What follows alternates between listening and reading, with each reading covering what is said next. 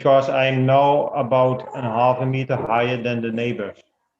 But yeah, okay, I don't want, if you do something like this, then yeah, I don't like it to be underwater because it's a mess, and you can start over all things you planned rotting, and that's why I hide in the.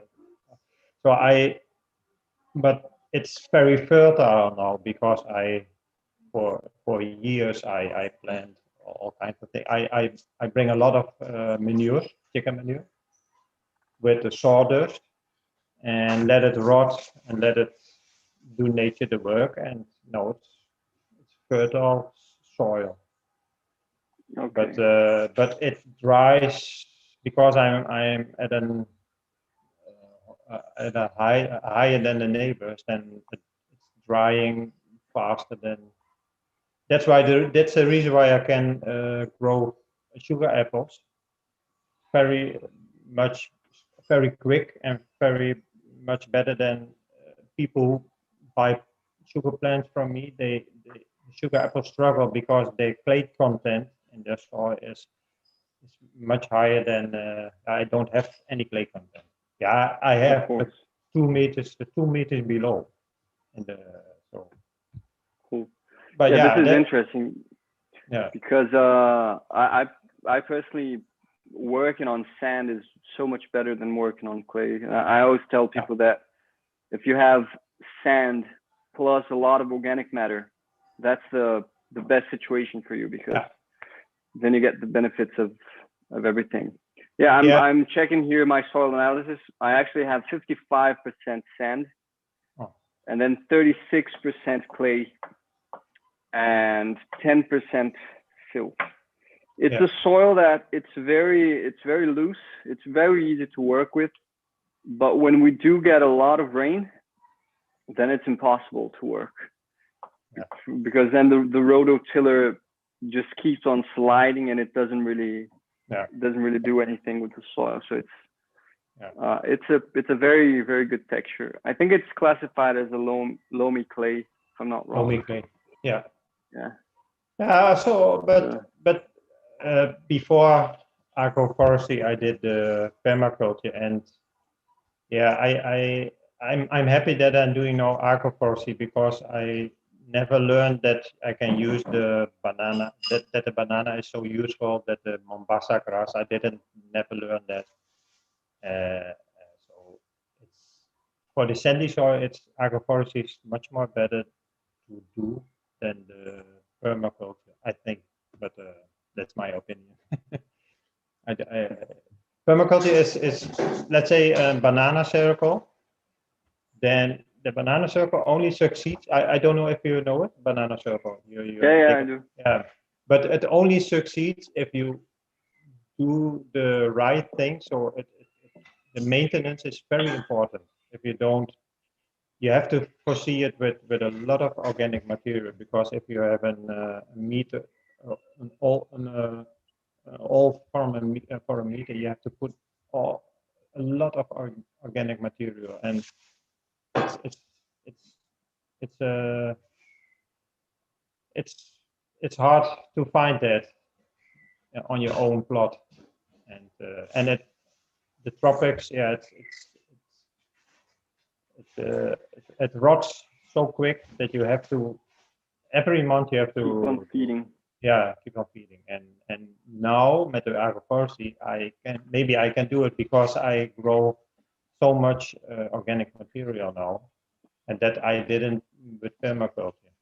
I brought it from outside to the inside, but this is much more easier and better. But the only thing is, if you don't maintain it, it's in 2 3 months it's messy and it is bushy, but it's all organic material. So if you don't maintain it, then agroforestry is not a bad system, but it's a system that you don't get so much yield. But if you maintain it, then and you know the different strata, if you, you learn that by doing it, then it's a perfect system, fantastic system.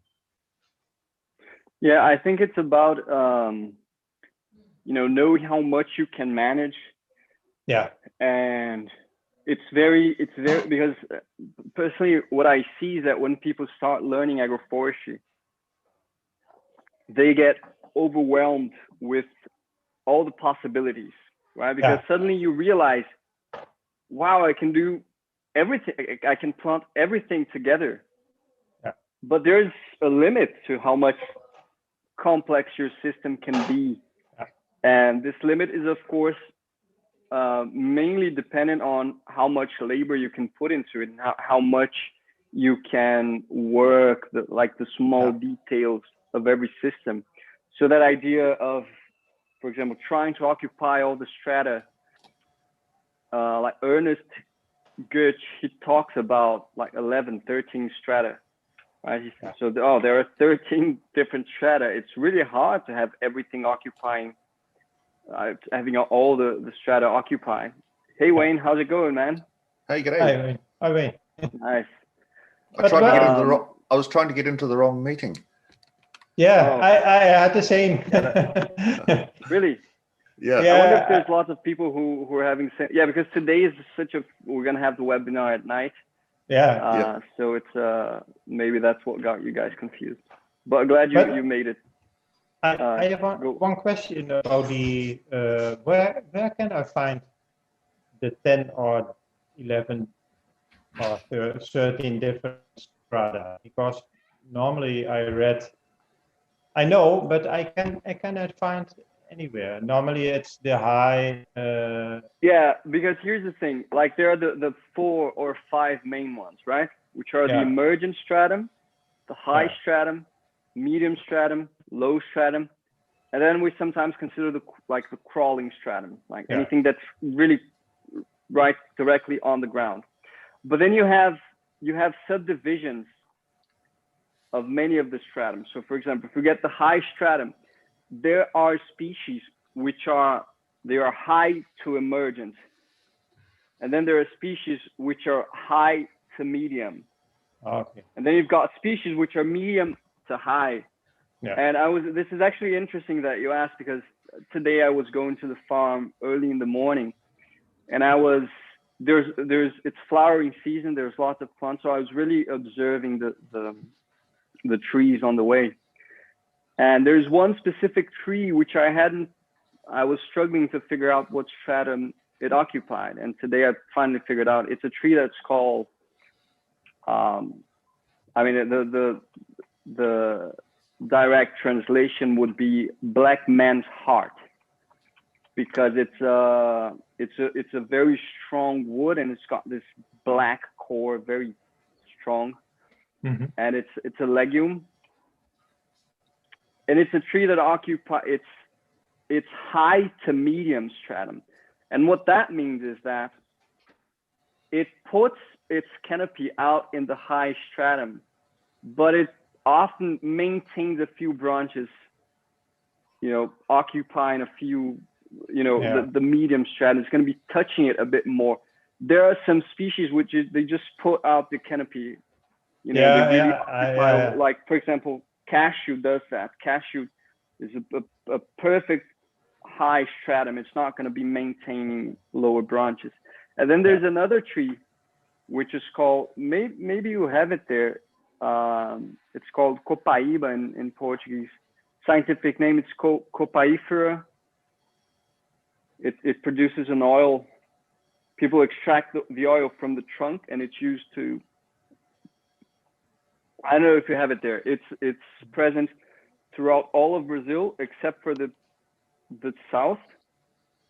So we have it in the Amazon over there, close to you. Yeah. And that tree is very clearly a high to emergent stratum, because it's not an emergent plant in the sense that it puts its head out of the forest, but it's not a high stratum as well, because it opens up a canopy and creates kind of a flat canopy, and it's like it nests over the trees in the high stratum. So it's very interesting to observe these things, and so that's why he talks about many more stratum. If you can subdivide many of those, and they're going to be in this intermediate strata, and so that's why. But it's the same with soursop. I think it's also an exactly soursop. Soursop. I see it but it grows. Exactly. Soursop, in my opinion, it's a high to medium stratum. Yeah. So now sugar apple, on the other hand, is more of a medium to low stratum. Low stratum. One interesting thing is one observation that we can make about these, trying to identify stratum is where the plant invests its energy. So, for example, high stratum plants, they will never, either high or emergent, they will never invest energy in shaded branches. Whenever branches shaded, it lets go of it. Now, if you get the medium stratum plants like citrus, like sugar apple, like cacao, coffee, or like medium and low, they have no problem investing in branches that are completely in the shade, right? But other trees, even branches that are shaded by itself, by branches of the other tree, they just let go of it. They abandon the branches because they focus only on the branches that are in direct contact with sunlight. I see that with moringa. If you lower branches, then the leaves are yellowing more, and the higher branches are totally green. Yes. Exactly.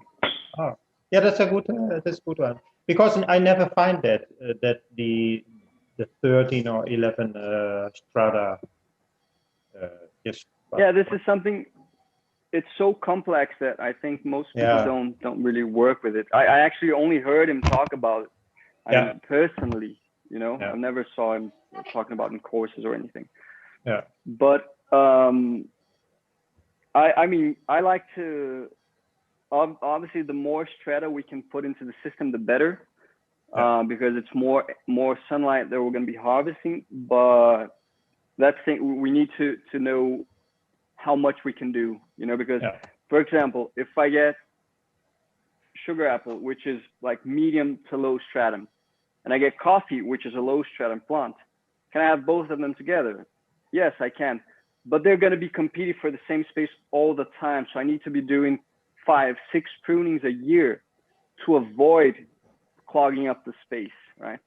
On the other hand, if I'm a coffee producer, I'm not going to have any medium stratum nearby because they're going to be competing all the time. So I'm going to have my coffee, which is a low stratum plant, ideally with medium to high stratum plants, so that they have a bit more space, and I don't have that constant management needing to be done. But if you have the time to manage, then you can extend then you don't have to count so much with the stratum, because you can regulate it by pruning it.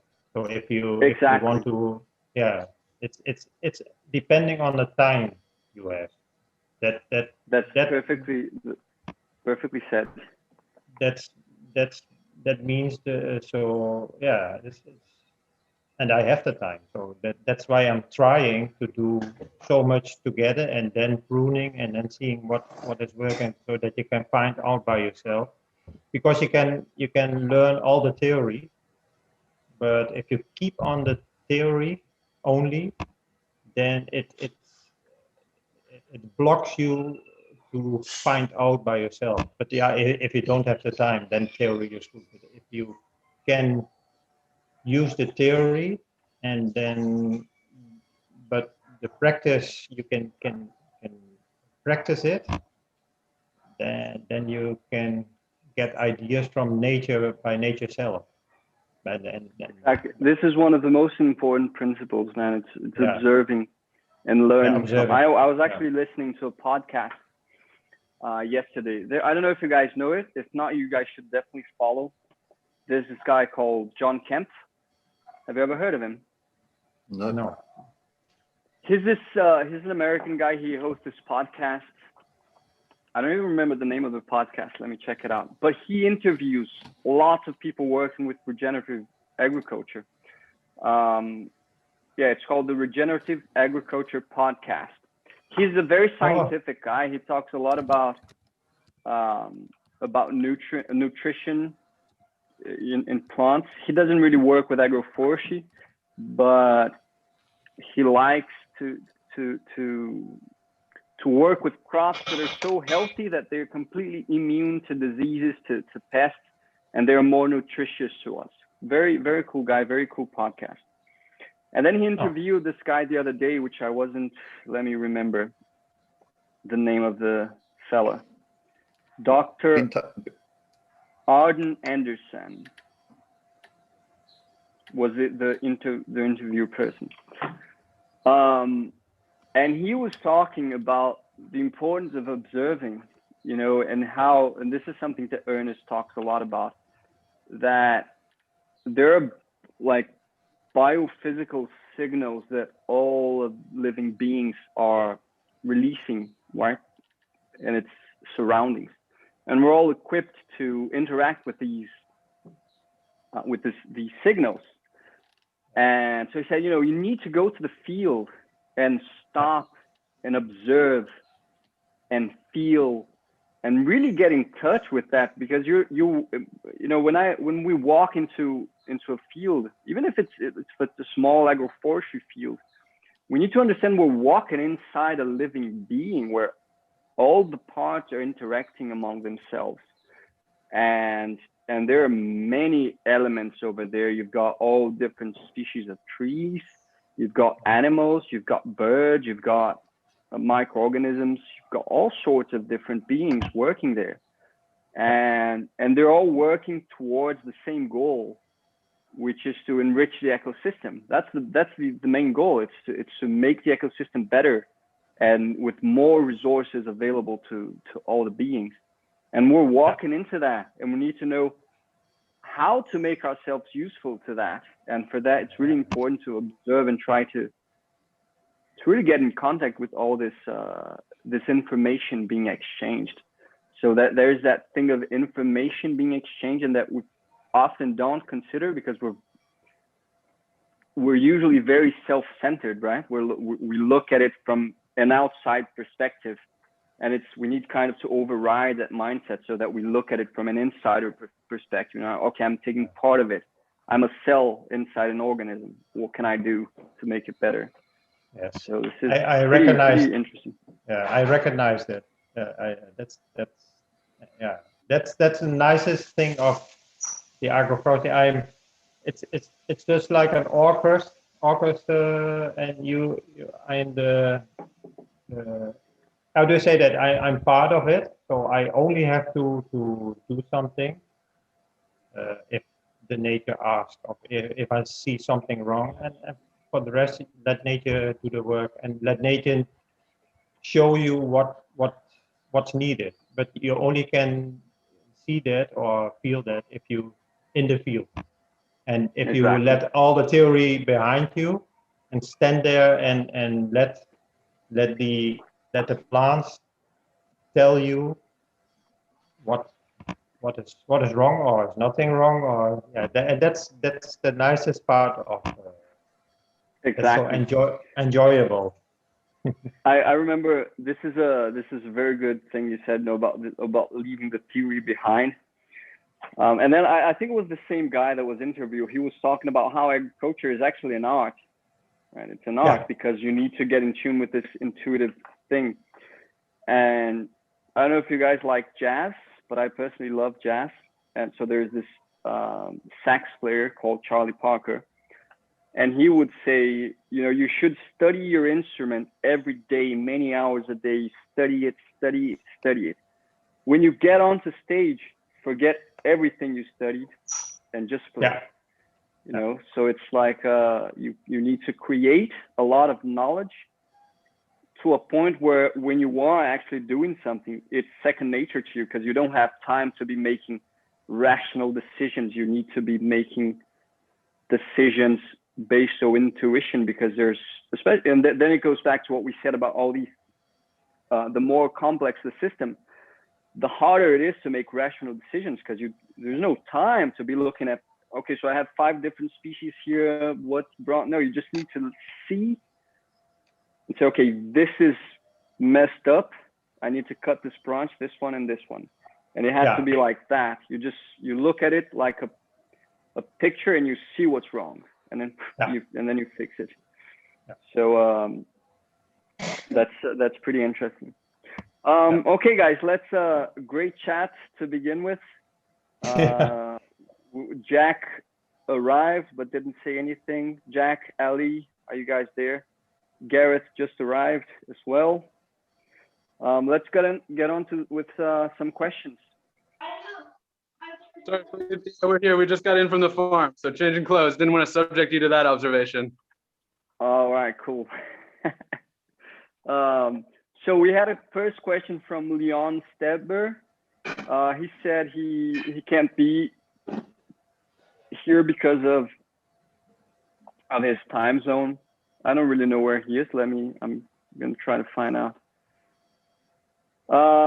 He said, oops.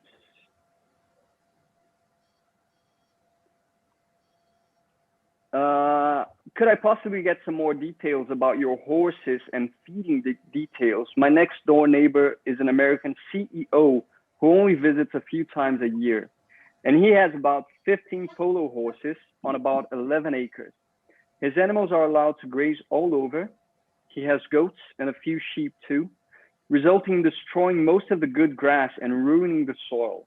His concrete fence between our properties has been destroyed 3 times by water flowing off his property, and it's eroded my cliff edge in a bad way. We're friends over chat, and I'll often send him photos of his horses. And one time he did comment on how skinny they looked and his lack of grass.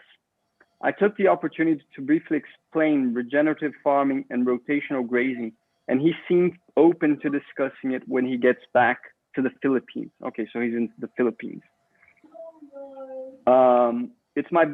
It's in my best interest to help him, as it will stop the erosion on my property and could be a good demo to the locals. Now that I've seen your grass syntropic system, I'd like to know if this is your entire horse diet, or do you supplement it with outside feed grains? What size is the grass area, and would you ever let the horses graze it directly rather than cut and carry to the field to feed them? I understand they're a bad grazing animal because of their buck teeth and being able to pull out the entire grass and kill it. Sorry, long question, but I'd like to give as much context detail as I can. Haha, cheers, mate. Yeah, pretty long question, very well detailed, but that's good. It's a pity that Gennaro is not here to talk about the horse diet, but I do know that Gennaro does feed his horses with external stuff, but that's because he has many horses, and then he's got the cows as well. So, and his area is somewhat small, so there's just not enough feed to all of the horses. That said, 11 hectares, well managed in an area which has enough rainfall, should be enough for 15 horses to feed quite nicely, at least to get most of the diet. Now, I'm of that team which says that we shouldn't be waiters to animals, right? Animals should manage to get their own feed. We're not here to be serving feed to animals. Of course, in some situations, especially some species of animal kind of need that. But for horses, cows, and all these, strong grazing animals, you should just have a good rotational grazing system. And it's a matter of finding the right grass for the horses. And this thing about horses being bad grazing animal, that's not really true, because horses, they have evolved to live off grass, and they've never really destroyed anything. So they've been living around the world for much longer than we have. And it's just a matter of giving the pasture enough rest. First rule of rotational grazing, give the pasture enough rest, right? That's number one. So it's impossible to have proper rotational grazing system if you only have one area. Like I have 11 hectares and there's no division in it whatsoever. The horses are allowed to be there. They will destroy the land. Second rule, do not allow the animal to eat the same grass twice, okay? So the horse or the cow or whoever it is eats the grasses, and they will, if they stay in the same place for 2, 3, 4 days, the grass they ate on the first day was going to resprout using its root reserves. The horse will go there and eat those sprouts because the new shoots are the best part of the plant, and the horses know that. So you need, for respecting that rule, that's called the second bite rule. Don't allow the animal to bite the same plant twice before it replenishes its reserves. So you need lots of paddocks to rotate the horses. So that's the best thing. And show this to your neighbor, and tell him that he needs to subdivide his 11 hectares in at very least 30 or 40 paddocks. He should start with he can start with 4 or 5 or 6 or 8 or 10, but tell him to know that he should divide them and subdivide them until they have at least 30 or 40 paddocks, so that the horses can stay only between 1 to 3 days in the same paddock, and then he's going to see the change in his pasture. So Jack Dufour asked a few questions. How long does Pigeon P live? In an agroforestry system that has many species, and you have all the successional stages in place, it's going to start losing strength in the second year. If it's an area that doesn't have so many fast growing tree species, it could live for longer. Personally, I've had Pigeon P living for 4 years only with grass, like Pigeon P and grass. And then when it reached 4 years, it just died really out of old age. So, but then when you have species which will start occupying the high stratum, you will have Pigeon P will say goodbye. And right now I have some fields which are in the situation. I was observing that today actually, where Pigeon P is clearly starting to lose strength, because I've got plantains really big. I've got other tree species already creating a nice, occupying all the stratum. Some Pigeon P is saying bye-bye. What crops stand out as tasting notably better when grown in agroforestry? All of them. But then he said it in between parentheses, like coffee. So the thing about coffee is that, it's that thing where we were talking about that with Jack, about how you can have really special coffee because it's going to have like those tones of different flavors, and that's going to increase the price a lot. But one thing is the fact, all of the crops that you grow will taste better. Fruits will be sweeter and have a more intense flavor. But usually those shaded crops, shaded species, which are like clearly species that belong to shaded environment, they just create more flavor, because fruit they develop tastes better when they mature in the shade. So very often it's interesting to have sunlight for flowering and then shade for ripening the fruit.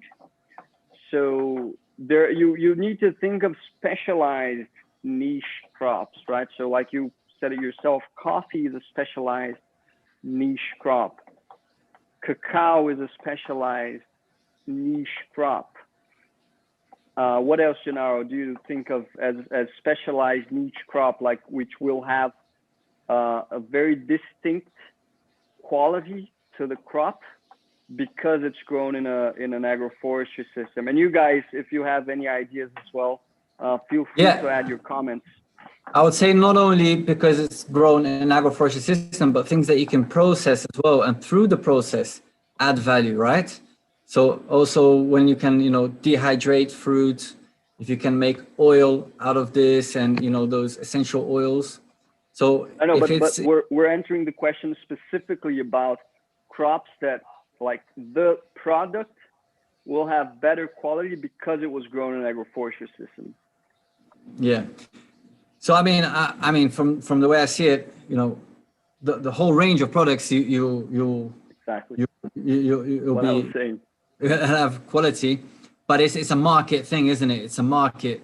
So how does the market value that? Will people pay for special oranges? You know, so I mean, we will up the quality across the board, but it's the kind of market. What are the speciality in the markets, isn't it? Coffee out for us here is one that, you know, the best coffee in Brazil last year now was agroforestry coffee, and this is a big breakthrough because Brazil very strong with coffee, a lot of solid coffee producers, you know, conventional with all the technologies and everything, you know, they're exporting for, you know, generations, and all of a sudden an agroforestry coffee actually won, you know, the best coffee of the country and things like that.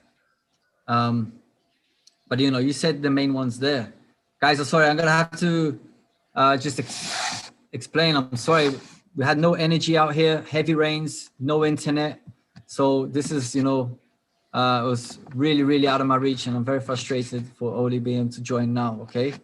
So excuse me for that story, and I got the question there halfway through, so.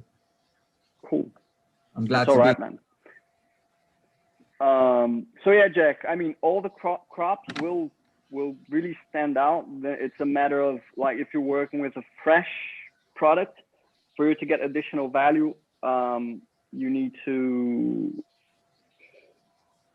have the market for that. You know, people who will pay the price for that. You know, my pineapples it's unbelievably different, the flavor of the pineapples, and you can give it to anybody and they will like, wow, so this is what a pineapple is supposed to taste like.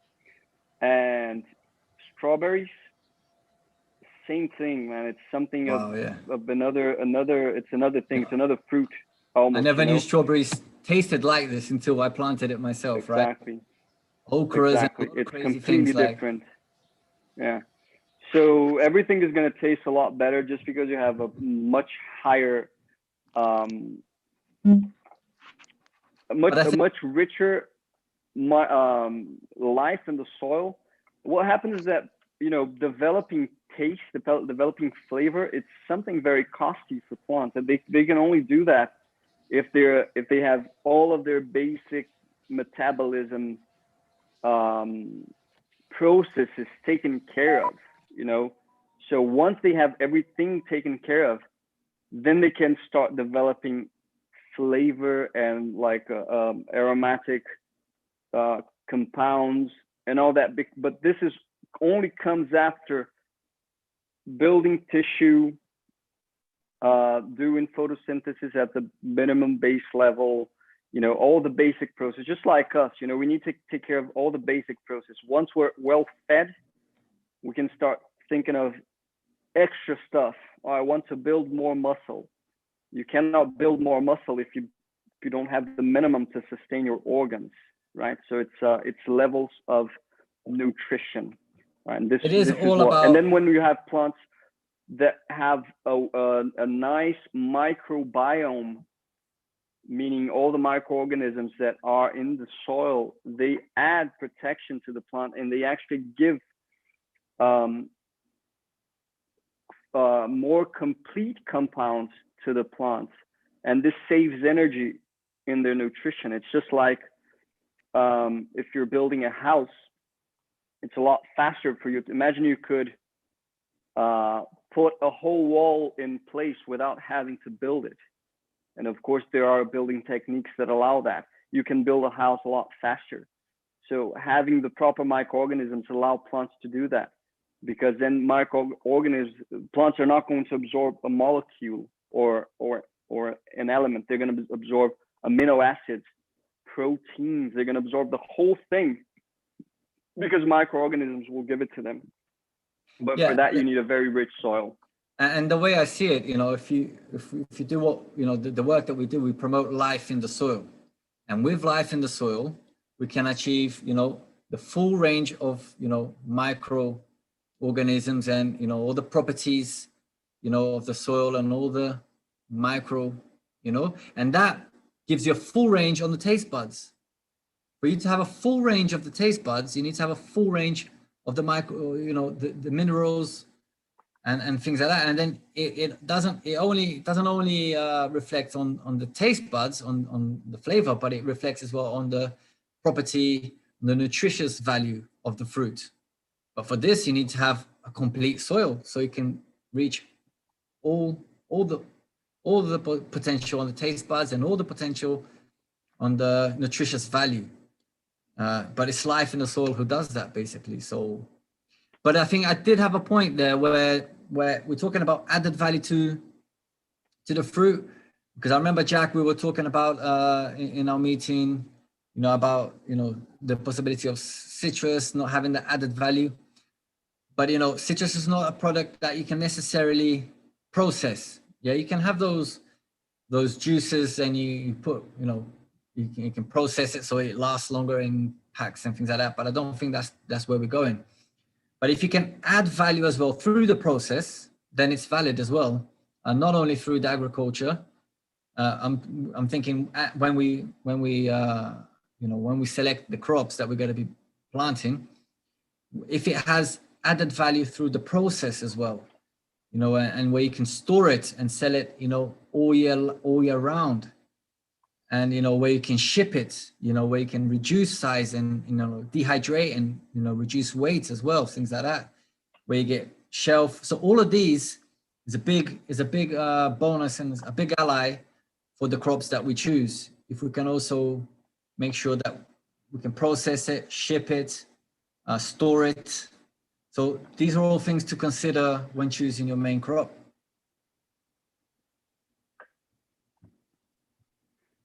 Yeah, that's another point important to take into consideration. The next question from Jack was, any tips for preventing field mice from chewing on drip tape? Yeah, man, move to a region with more rainfall so that they don't have to suck water from your drip tape. Ants will do that too. Over here, they will cut the irrigation tapes to get water, because there's no water around, and that's where there's water. Man, I have no experience with that, preventing mice from chewing on drip tape. I struggled with ants on several occasions. I still do every now and then. Do you do anything I don't know, maybe what? Do you do anything for the ants, or do you just change the drip tape when they do get to it? Yeah, I mean, I'm trying to create the routine. I don't have drip tape, actually. I have those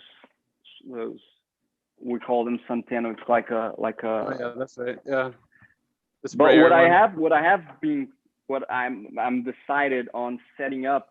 I just have to figure out the routine with the guy who works with me over there, which is what do you say it? Like storing the tapes every time, after irrigation, not leaving them on the field, but actually rolling them up and not taking them away, but just rolling them up and leaving close to the pipe. That's one way. With drip tape, it's going to be a bit harder because it's not as easy to do that as the tapes that I use. So I don't know, man. Maybe you can spray something on the drip tape that will make the mice go away. I'm gonna try. We have thicker gauge drip tape that I'll try, but I was just curious if you guys had any firsthand. Yeah, sure. I don't have any functional technique for that. I've just heard about my neighbor. He had that problem where he ate his whole irrigation system, the mice. And it's like, right, so I got to plant, robust crops that don't need irrigation. It's like going to war, with your field, because mice is everywhere. So, I mean, Amar is saying, have you tried placing water in bowls around? That's actually a good idea, man. Because if they're looking for water, just make water available easier for them. I imagine they're just looking for water because Why else would they? It's plastic. That's a good call. Welcome them in instead of fight them away, right? Exactly. Yeah, That could be actually an interesting test. That's a good one, Emma. Try placing a bowl with water around, see if they stop chewing. I love that. I'm gonna try it. I'll let you know how it goes. Yeah. that is pretty Sounds cool. pretty simple and easy. On that note, if you know, I think that is a very interesting thing, and we'll try that, Jack. And I'll even recommend that to my friend here as well, actually, about the water. But you know, if you're setting up multiple, you know, if you've got an operation set up multiple, then you might as well set up traps, and you know, and like, you know, there's so many traps that they fall into buckets and things like that. It's really difficult, isn't it? Because it's colonies. No, but look, if they are looking for water, they will.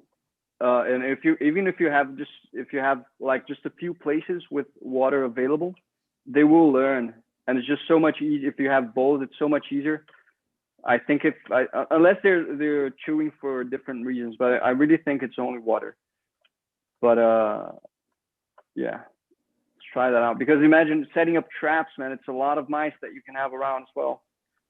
Yeah, It might be. I've got a particular. I mean, imagine. problem. And I remember when I was trying to end the mice back when I was in Brasilia with the chicken, and I was trying to end the mice inside the storage room of chicken feed, and it was like many weeks killing mice, man, and it was a closed house. Imagine doing that in an open field. That's crazy. Yeah, I've only just got control of my feed room, only just now. Yeah, it's not easy. Does agroforestry depend? No, sorry. If irrigation is available, do you always advise using it? How would a non-irrigated agroforestry system differ from an irrigated one? Very good question.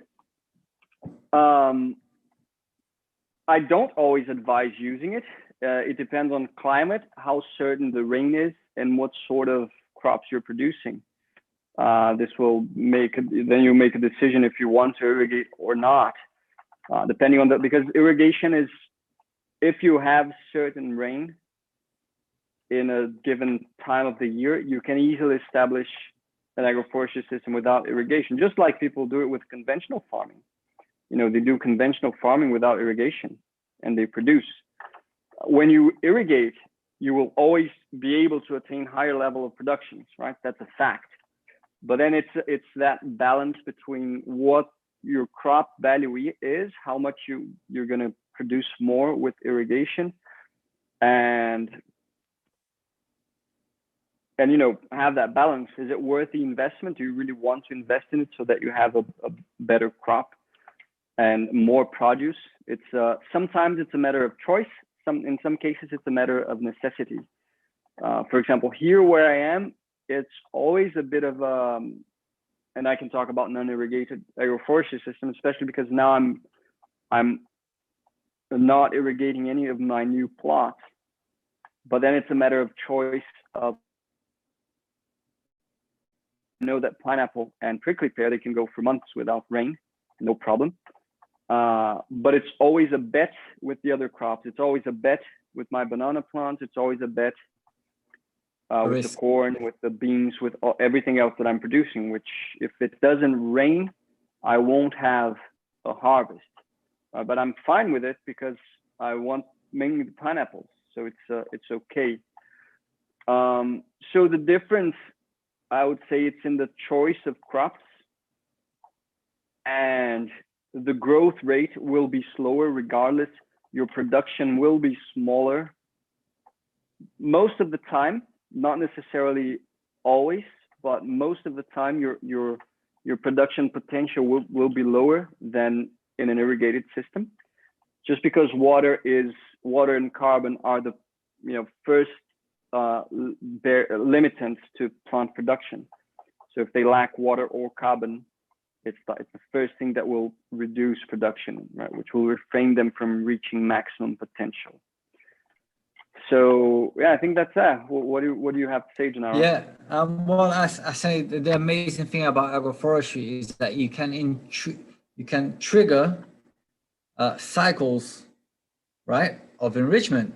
So if you can trigger the cycle when you do have rain, you can optimize your system, prepare yourself for the drought, right? We do this a lot. So, a lot of systems without irrigation. We just planted 2 hectares. We've shown in that video, no irrigation. In my house, I haven't had irrigation switched on for maybe about 4 months since we first planted those elephant grasses in that system with the elephant grass and the tomatoes. Only for the first month I had irrigation there, and that's been about 4 or 5 months ago. The whole farm, no irrigation, because most of the areas we've reached the point where there's accumulation of matter already, and there's already root stock which is already broken down the soil, and water can penetrate. So it's all about using the rain you have to trigger the process of of photosynthesis, of growing biomass, so you can prepare yourself for the drought and still have crops in the drought. A lot of the bananas, we know that people planting, cutting the bananas open, facing them down, already you get 30 days there. I've heard people say you get 3 months of your bananas worth of irrigation. I think that's a bit optimistic and depending on the drought. But you're planting things like prickly pears that retains a lot of water, so you can be chopping it up in the drought.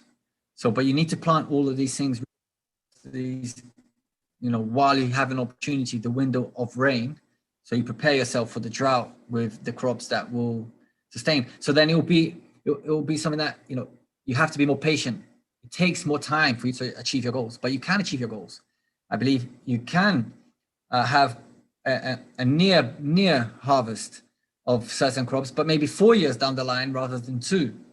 Because once you get 4 years down the line, your system has got a degree of maturity that it would have had with 2 if it had irrigation. And maybe at that point, it's sustainable. It can, depending on the level of drought, you can sustain a drought.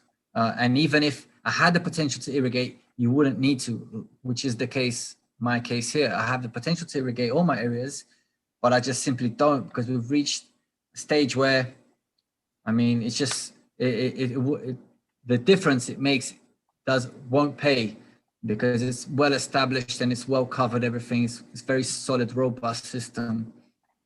And I think Wayne mentioned here about having your tapes risen as well, where you can have them risen. People put like a wire, right? Like a wire, and then you attach your drip irrigation to this wire.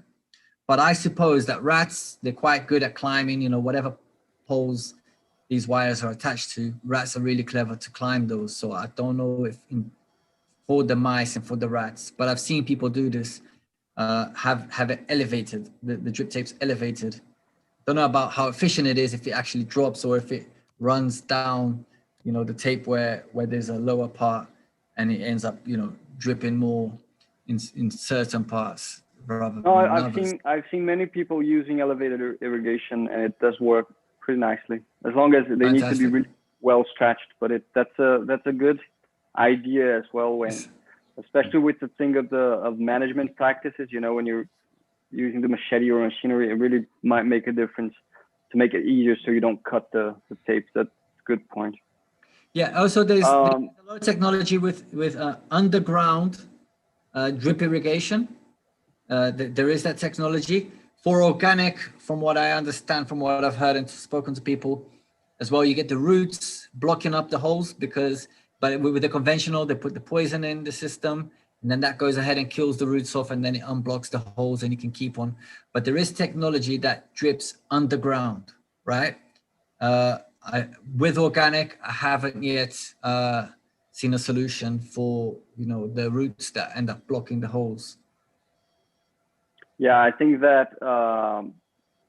underground, it really doesn't seem to me to be a very good idea. Everybody who worked with it that I've talked with had that problem, and just seems like a bad idea in general, because irrigation is something that you will need to do maintenance every now and then. And then if you have the things buried in your field. It's one thing to have a pipeline buried in a place that you have no vegetation, right? Because it's a pathway, it's a corridor or something. But to have things buried in the field, imagine having to unbury that for whatever reason it is.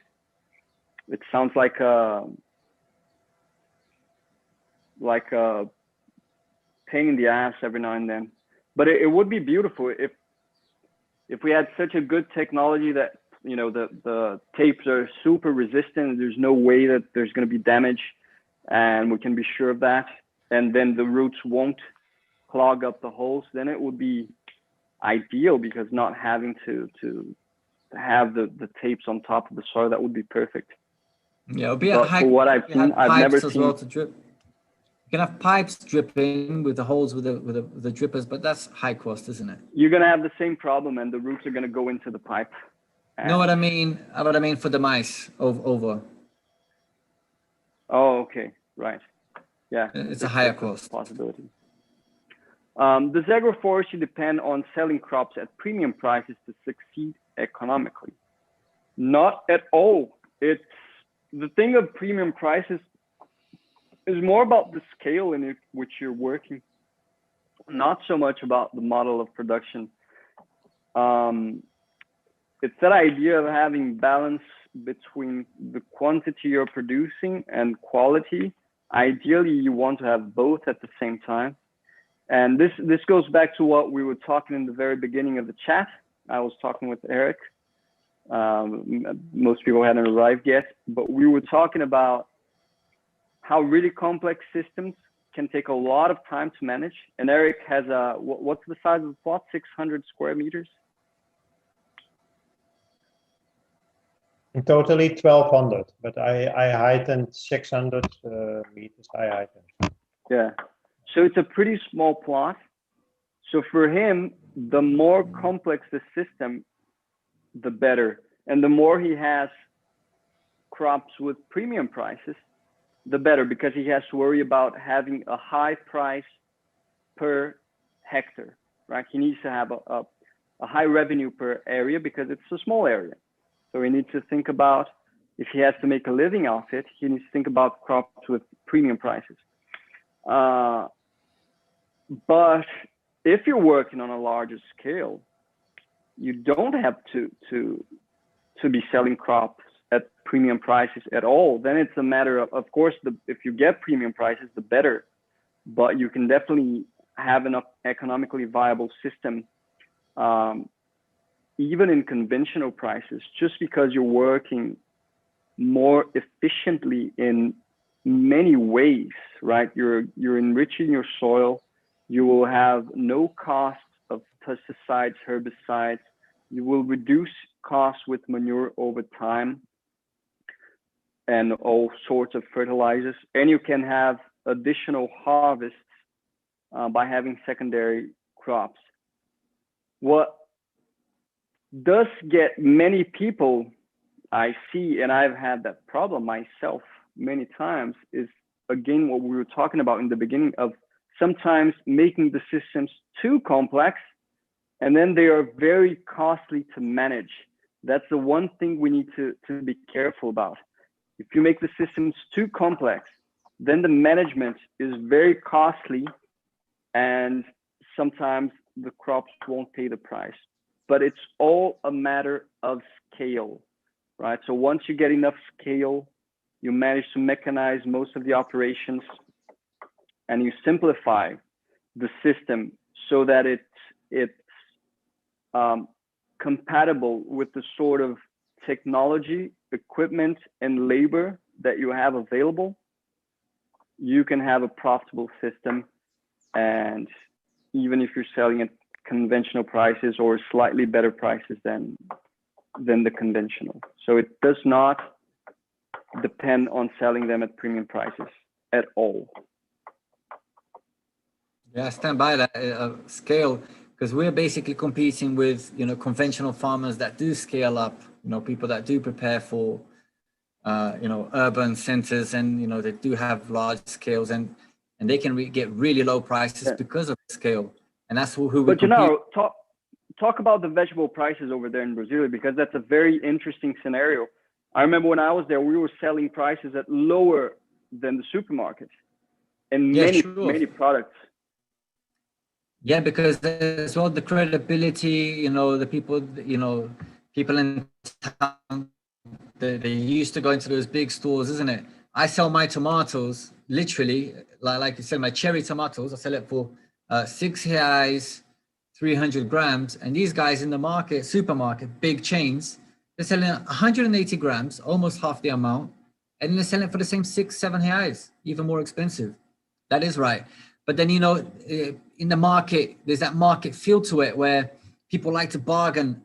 You know, people love going to the market and kind of like hustling the price and haggling about, you know, pennies. And it's a bit of the culture, isn't it? They go to the market and they know, I mean, you can't hustle. You can't, you know, cry the price down in a big chain. You go there, you buy it, you don't argue. But in the market, they want to, you know, people want to, the old lady there, she wants to get a good deal.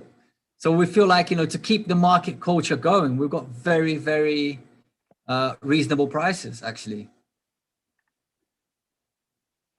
Yeah, I remember when I was selling vegetables there, I was really selling at many of them were at lower price than even farmer markets, even conventional produce, you know, especially tomatoes and leeks. It was just ridiculous.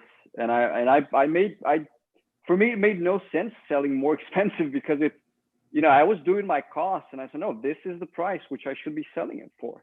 It's what makes sense. It's, you know, if I put my profit margin on top of my cost, my cherry tomato should be sold for, you know, 354, and my leeks 354, and my lettuce, you know, 250.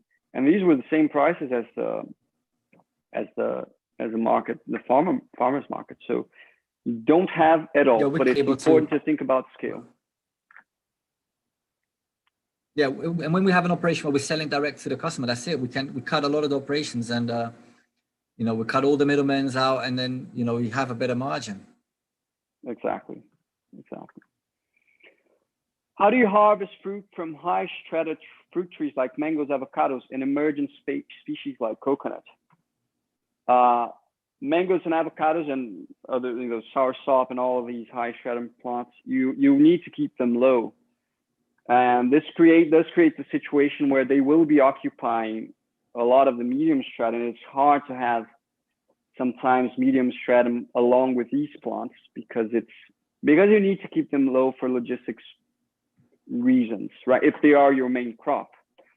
And then there's that rule, don't let anyone mess with your main crop. So if your main crop is mango, it's avocado, you want to keep it at a height to make it easy to manage, to prune, to harvest. Then if you can't fit a full population of limes, of tangerines, of coffee, or whatever it is in your field, that's all right, because your main crop is the other. Now, coconut, you can't keep them down. And you have dwarf coconuts, but they are a bit of a problem to have an agroforestry system. I mean, it's not a problem, but it's really hard to consortiate with other plants because they are very low and they are an emergent plant. But then they've got those huge leaves, you know, really low. So they're occupying all of the rest of the stratum. So it's hard to have other species around in full density. But again, if it is your main crop, sure, you could have coconut, then you can have a low stratum of grass and maybe a few medium low stratum plants around. We could definitely design a simpler system with a focus on coconut and use the dwarf varieties. Now, if you're using the common varieties, then you just have to climb. There are all sorts of equipment that people use to climb. And coconut plantations here in Brazil, people just have, like, you know, they've got the equipment. They will climb up the tree and harvest the coconut. You know, the trees are 20 meters tall, 25, 30 meters tall. I can only climb up to, my record is 10 meters tall coconuts without equipment, but it's a very strenuous exercise and dangerous as well. But it's really fun. You get a good sight of the sea from there. And yeah, and then you have some tools to help you. We have some tools easy to find tools that go up to 6 meters. Obviously, when it's 6 meters, still not so easy to manage, but from 4 meters downwards is quite easy to manage, to harvest, say, your avocados with your hand tools. Exactly. Is there a reason I haven't seen you guys include watermelon in any of your systems? How would you incorporate watermelon into an agroforestry system? I personally, I've never managed to grow watermelons nicely in my region, but I've seen watermelon in other places. It grows nicely. It's a great one of those crawling stratum plants because it's got doesn't have huge leaves, and it will cover the ground nicely.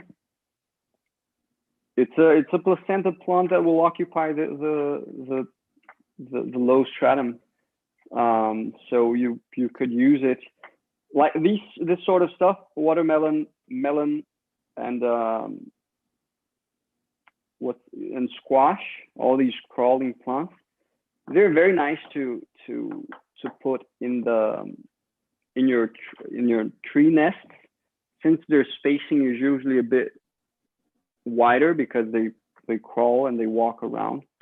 And tree nests are usually 2-3 meters apart. They're very nice to put in the tree nest because you have that very nicely prepared soil, and they'll create that nice green cover and all that. Yeah, so it's basically that. It's a placenta plant, right? It's from the initial stage of the forest. So if you've got like a system where you're designed to be bringing everything down regular, where you can keep on bringing lights in, you can keep on producing your watermelons. So initially it's very good, like squash, or as well from the borders of your forest, you can be producing it from the borders where there's more light coming in. But for us here as well, it's a climate thing. It's a little bit cold and wet at times of year. Just the watermelons does not go well where I live, so it's a big shame. We've just found that these climbing ones sometimes will like grab onto the little tree seedlings, like the like how the vines like reach out and grab a hold of things, wrap around things to grow on. We find that it does it a lot of times with like the little tree seedlings that have just sprouted. So I thought maybe that might be one of the issues that you had faced, but you haven't run into that? It could happen, but what you have to do is to kind of, when all of these crawling vines, you should do a bit of work of directing them to where you want them to go, so you can direct them away from the tree rows.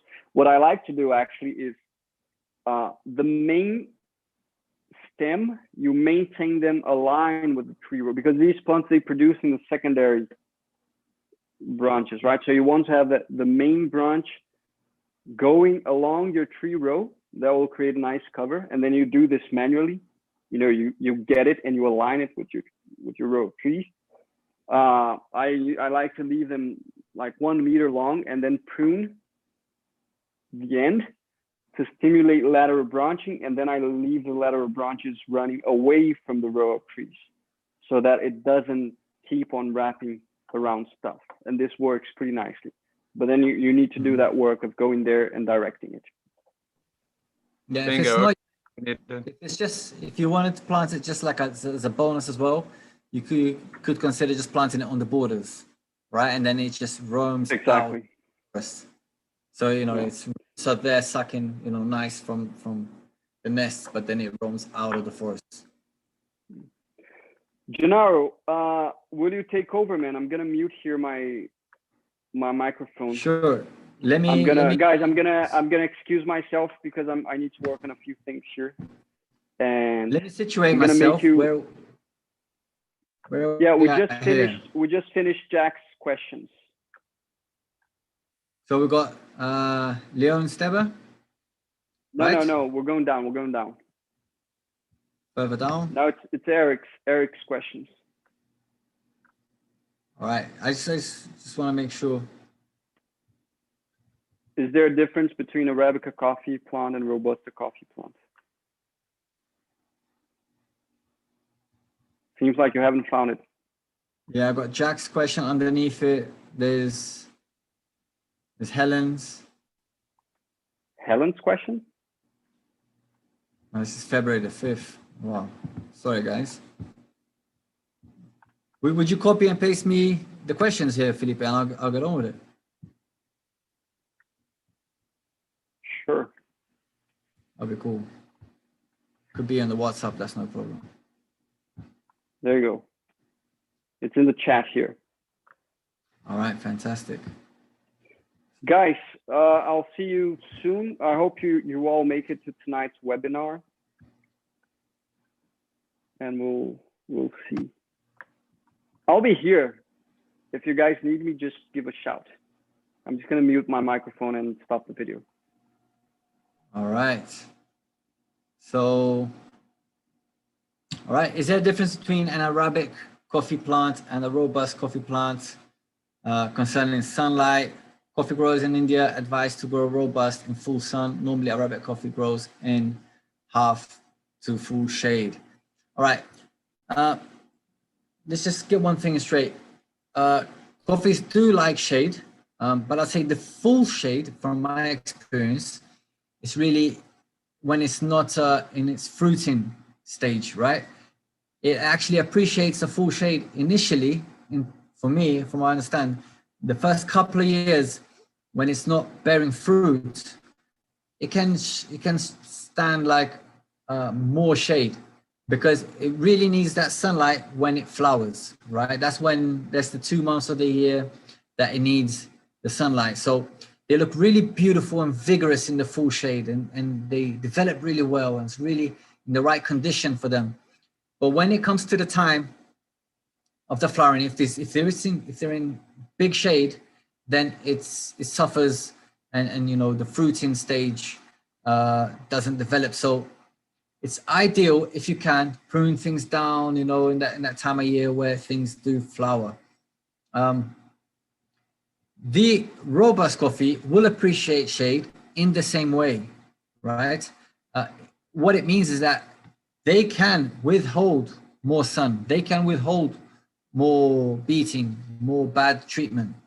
But it doesn't mean that they will not appreciate shade. They will still develop better with shade. It's just like the Arabic coffee will suffer more, right? It's a little bit more fragile. So it's not a case where the Robusta needs more sun or it needs more shade. It's just a case of it can withhold more, right? It suffers less. It's more robust, as the name calls it, but it will appreciate shade just like an Arabica coffee. And both of those do need a certain level of light, right? When it flowers, right? So when it flowers, it needs the light to produce the fruit. All right. Robust as well differs, you know, with it, you know, it can consequently as well, you know, here where we are, you know, closer to sea level, because Arabica coffee, you know, we know as we go up high, you know, we get fresher climates. So it is to do with heat, you know, it is to do with how hot it gets, right? So, you know, here we say up to 700 meters. From 700 meters onwards, we go Arabica. Below that, we go robust, more or less. People are being cheeky both ways now, you know, people are trying robust, you know, premium robust up high, and they're trying Arabica down low, but there's not enough evidence to suggest, you know, anything like concrete on that sense. Are you growing any hybrids? A Robusta Arabica hybrid? Well, we have there's an ongoing development. So if you consider it a hybrid, there's constantly new varieties. So there is a lot of study behind varieties, you know, crosses and things like that. So every year when we go out and buy the seedlings, we do get an offer, you know, there's this option now and there's that option now. And they get all the codes, you know, them kind of breeds with all the codes, you know, but then there's families we follow. We have one here because it's called Katuai. But there's Katwai red, there's Katwai yellow, and then there's Katwai, loads of different numbers worth of Katwai, you know. And I tell you one thing about coffee. Sure, you need to have an excellent, you know, quality agriculture behind it. You need to have good quality soils. You need to have a fantastic system, shade, and everything, and all the operations in the field. But what really takes it to the next level is the processing of the coffee. So, you know, this guy who won the championship with this Agroforestry coffee, it was just standard red Katwai. Everyone plants standard red Katwai. So it wasn't a special variety that gave him the prize. It was really down to the treatment that he gave the coffee all the way from harvest to roasting. Because, you know, you do agroforestry coffee, you're doing agroforestry coffee. You're covering your soil, you got biodiversity, life in the soil and its quality, and it comes with a lot of sugars. Actually. Drinking this coffee with no sugar, but you can taste it really sweet, you know, so fantastic. So I can produce my excellent coffee, but of harvest, the art of drying, and then the art of roasting. The art of roasting is well known for a long time, that you can destroy the coffee when you roast it incorrectly. And when, you know, if you give it a special fine roast, people attach the roasting machines to their MacBooks and their laptop, and they watch the curve, and they'll keep it to a temperature. And when it reaches a curve, they'll drop the temperature, and they literally roast your coffee. They're watching the process through the roasting process, and they're, you know, tweaking in the laptop. So this is the level of roasting you get to. And this really ups the quality. This really can make your coffee, you know, go from, you know, a $100 sack to a $500 sack in the roasting process, right?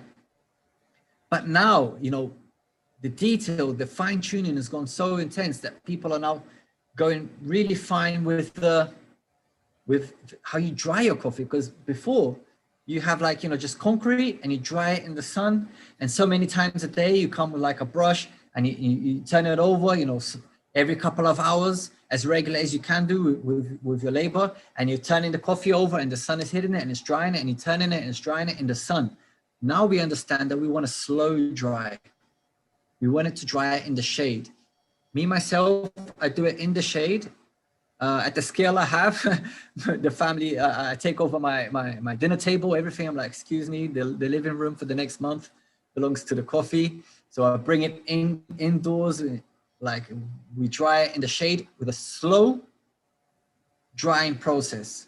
So we harvest it just in the beginning of the dry season. So that's fine, because indoors in the shade, it's still very dry. It's not humid. So we're able to dry it in the shade. And that's the ideal scenario where you have, because it's like a maturing, you know, and then it collects more flavor from the pulp. And then you get that slight fermentation information. And then you get all the people that do all the fermentation, actually, they actually do the fermentation before they dry it. They put it into, you know, close it up and do the whole fermentation. They ferment this coffee with the pulp before they dry it, and then, you know, then they take the skin off to roast it. But in the drying process is where you really, as well. So in the roasting process, in the drying process, you gain a lot of tone, a lot of notes, and a lot of quality when you're talking about gourmet coffees. And then obviously with the harvesting process, you know, everyone talks about, I only harvest mature grains. People are like, no, I only harvest mature grains. It just seems to be so much lie. Everywhere you go, you seem to just see so many green beans coming in with the red or yellow, whatever kind of coffee you have, you know, mainly the yellow or the red. And then the green beans just come along. And what we have information of, if you have 3% of green beans in your coffee, that's it, that's enough, that's it, it's gone. You're not going to compete, nothing with that anymore. I mean, to someone who doesn't have, you know, any experience, you drink the coffee and it's all fine, like it's all the same to me. But, you know, when you get down to the, you know, people that appreciate this, And I know that where I live, there's a lot of, people that appreciate gourmet coffee. And these guys, they live, it's like hobby. People go on the weekend, binge coffee drinking around, gourmet coffee shops. So people do know what they're talking about already around the world. Basically, if you get green beans in the middle, and I mean, at my scale, I can guarantee that we have no green beans. All right, I produce 3 sacks a year. Now I have another 3,000 plants that are not producing yet, that I've recently planted. So eventually I'm going to produce a bit more than that. But at the moment, I'm harvesting 3 sacks a year. So I can afford to do my best to harvest only mature seeds. But then when I've got it laid out, I can pick out the few green beans that passed, but when you scale up, it's really unrealistic to say you are 100%, only mature. And conventional coffee, you get like high percentage of green beans because people, they don't care. If it's got the bean inside, they're chopping it up, and it's high percentage of green beans in conventional coffees. But then it doesn't matter so much because your roasting process is not excellence. There's no excellence behind it. And it all just gets roasted out, and the flavors just burnt roast things anyway. So it's just all big roasted coffee, and then people put sugar people put sugar in it, and then you pretend it's all fine. I mean, it tastes like burnt sugar, whatever, like coffee, whatever. And then once you get into the sugar game, then it really doesn't matter what you've done in the past, and it really is. I mean, I'll go all the way to the point of talking about the water in the person's house, but I'll get to that. So in the harvesting process, you gain a lot of notes. When you harvest this, you put it into water, and then the coffees that boil, that's afloat, you've got to remove those beans that are floating. Most people don't do this because then, there's bugs that have gone in and they've made holes inside the coffee, and that there's air pockets. And then you can identify the ones that have deficiency because they have holes from the bugs. So they float in the water, and you remove that out. And then, if by chance you get an old bean from last year, that really ruins the quality. So we're talking about excellence. You need to pick only mature beans. You need to have a slow drying process. And then people even do things like they measure the humidity. They're slow drying. And then when it gets to like 20%, they put it all into a sack. They bag it all up. And then what that does, the ununiform, because you dry it, but it tends not to be so uniform. Some beans tend to dry more than others. And once you put it in a closed sack, that humidity gets shared around. The ones that have more humidity will share that humidity to the ones that are even more dry.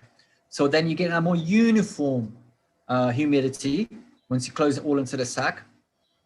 And then you leave it there for like 10 days. So you get a uniform humidity, and then you bring it out again, and then you might leave it out for another 10 days or so to finish it off, and you bring it down to 11% humidity. And then people are actually measuring this. I mean, I don't get to that stage where I'm measuring it, but we kind of get the feel to it. When it's almost 100% dry, pack it away, bring it out, and give it that final dry. All right, so you've dried it, and then you peel it, and then you got to do that electronic roasting. And then honestly, if you haven't got the kind of market, it doesn't matter, because at this stage, if it's the lady at the end of the road that loves your coffee and she's buying it and it's fine, I don't need to take it to someone who's got to like monitor the roasting process. If I'm not going down to the competition, or if I'm not going to get, if I'm not looking to double the price of my coffee. If I'm thinking whatever happens, I've already got a good price for my coffee, which is my situation. I can take it to someone who's like leading in roasting. But you know what? I get such a good price for my coffee, and my neighbor here, he's got a roasting machine. I do it there, and there's so much quality behind it that to the standard person and to myself, I have a lot of pleasure drinking it. And there's already so much added value because it is so premium already. If it falls into the hand of a professional, an analyst, competition level, they're going to criticize it. But for me, there's so many sugars. It's already so fantastic that I just go to my neighbor, we roast it, and it's fine, actually. It's not because I'm happy to have a low quality product. produce? No, it's because there's so much quality already behind it, from the harvesting, from the plantation process, from the harvesting, from the drying, so the roasting. I don't need to reach the premium levels unless I say, all right, this year I'm really going for it. I'm going to take it to the tournament. This year I want to show everyone. I want to, I want the judge to give me points. How many points? I already I got 86 points for my coffee without an efficient drying process. Since then, I dry it with an efficient process. So I know I can reach like up to 90, and that is extremely gourmet. That is competition level. All right. So it's all these processes that happen after the agriculture, after the plantation, right? That makes such a huge difference. So why am I saying this? Because the question about the variety, right? So this is the answer I had from these championship winning guys. I said, listen, it's not the variety. It's the process after the harvest that has taken us, to the number one spot. All right. And then, and then this is something like, the guy, he's gone out, he's bought the seedling, he's planted it, he's looked after his plants for 3-4 years, and then he's done all that process where he's harvested it, he's dried it, he's bothered his family for the whole month where you're drying it in the living room, and then you take it, you got the perfect roasting and packaging, everything is live. And then the customer, he buys it, but then he boils the water. He boils the water and ruins the coffee in the last minute. We've been in a 4-year process on this big effort to deliver him the best product, but he doesn't know how to make the coffee. So in the last person, the last process, the guy at home, in the last minute, after all this years of life cycle worth of quality of dedication, he ruins it right there. He ruins it. So there was no point doing all of that if your customer is not well, orientated on how to make your coffee. I can talk a lot about this because this is like typical to my region. And before I got into agriculture because of coffee, because I was a professional barista. I was in the restaurant business and all of that. And this is what brought me to the farm initially. So my passion goes kind of deep.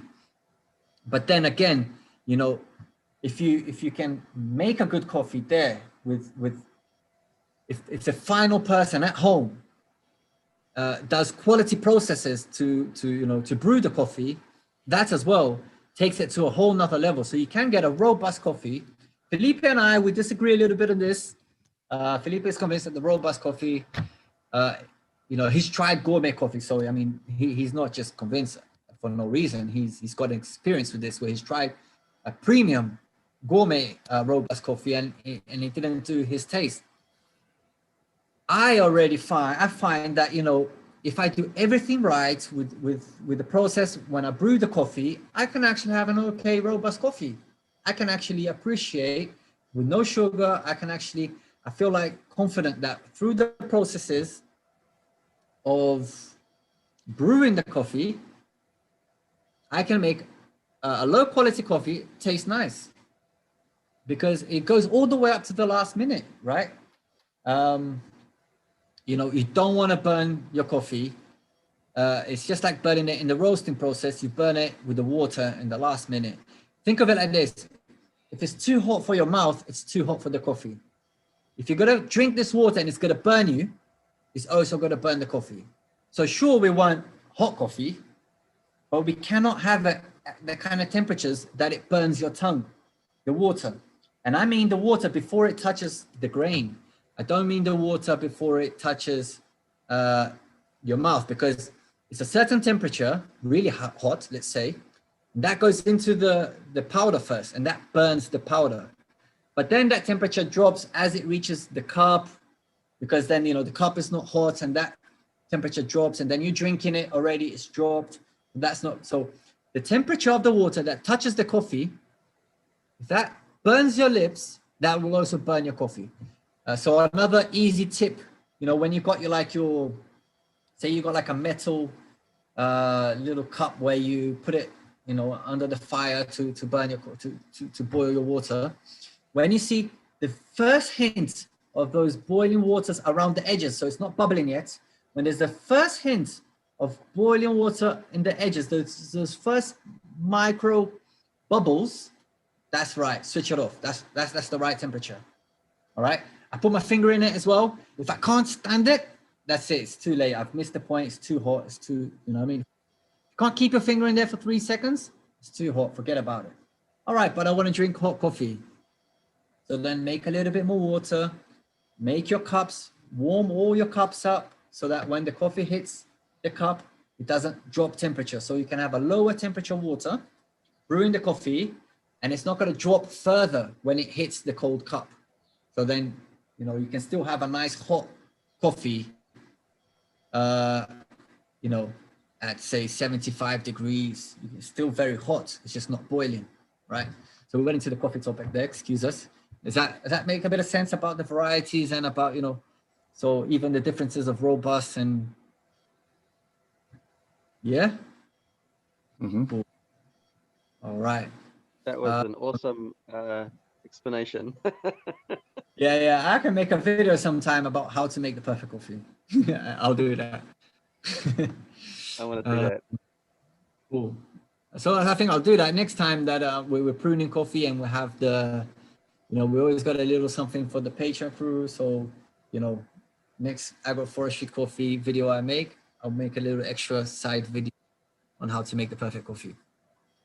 Okay, so do you have experience growing rice in agroforestry systems without giving it a lot of water, but with a lot of moisture, organic stuff, bananas, papayas, moringas?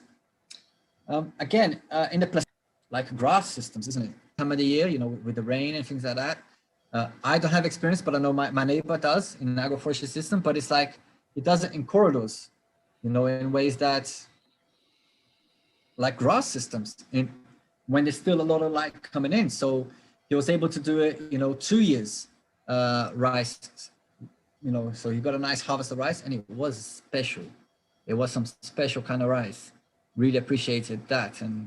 But then if it moves on, if you them that's going to shade out, and then, you know, so you can do it like as a pasture system, right? Where you can have like 10. Now, sorry, we're late. It's 4:33 already. We're late for the other meeting. We need to round up and I cannot start the other meeting if we don't end this one. So. All right, guys. So on that note of the rice, yeah. So, you know, if you've got those corridors, and what we'll do, if there are any further questions, I guess we'll record a video maybe tomorrow and post that, right? We can record the answers to any further questions and post that to the Patreon team, right? Yeah, of course. Or we can answer them and create a post answering them. We can do that. Yeah, that's what we'll do. Yeah, I commit to do that tomorrow. All right. Cool. Brilliant. So we've got lots of activities. So we're now with the sapling tier, with the boys from the sapling tier. We're going to meet up, and then tonight we're back again. Everyone's welcome tonight, 9 p.m. GMT -3, where we're going to be doing a webinar. Felipe is there busy now preparing the presentation, and everything's really cool. All right, guys. Cheers, everyone. Thank Great you, to see everyone. Sorry for my delay. I've had some technical issues here early on. Thank you.